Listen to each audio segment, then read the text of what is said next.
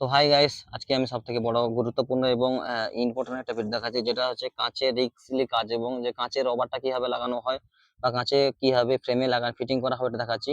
এই দেখুন, আমি দড়িটা গলিয়ে নিয়েছি, দড়িটা গলাচ্ছি, ওটাতে দড়িগুলোতেও রিক্স আছে। দেখো। দড়িটা গলানোর পরে ফ্রেমে ফিটিং, হুম।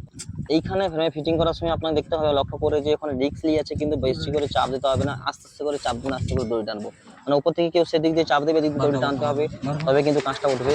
প্রথমে ওরা চাপ দিয়েছিল, কি চাপ দিতে একটু প্রেসার হয়েছিল, কিন্তু প্রেসার এ বেশি বাবু, বাবু, প্রেসার দিতে হবে না, ধরো, বেশি করো। দিলে কাঁচটা ভেঙে যাবে। কিন্তু আস্তে করে চাপ দিতে আস্তে করে টানছি আমি এক সাইড ধরে, প্রথমে এক সাইড মানে এবার উপরে গেল। যেটা বেশি পাশে সোজা সাইডটা, দেখো। সাইড পাশে প্রথমে একটা উঠাতে হবে, তারপর এই পাশে উঠাতে, তারপর দু পাশ অটোমেটিক উঠে যাবে।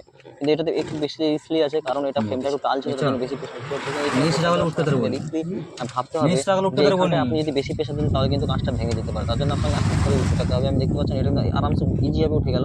কিন্তু এরপরের সাইডটা যেটা, সেটাও আপনাকে উঠাতে হবে আস্তে করে, ধীরে ধীরে ধীরে উঠাচ্ছি, ধীরে ধীরে ধীরে উঠাচ্ছি। কিন্তু ধীরে ধীরে ওঠার সময় ওখানে কাকা, ওখানে যে যেটা তুই গাড়ির এটা মালিক ছিল, দেখো, উনি পরপর কিন্তু ঢাকি প্রেসার হাত দিচ্ছেন, রেখে দাঁড়িয়ে আছেন, আসতে উনি হবে। প্রেসার দিচ্ছেন, উনি বললাম যে এগুলো হচ্ছে না। আবার আমি নিজে প্রেসার দিলাম, নিজে প্রেসার দেখতে পাচ্ছেন।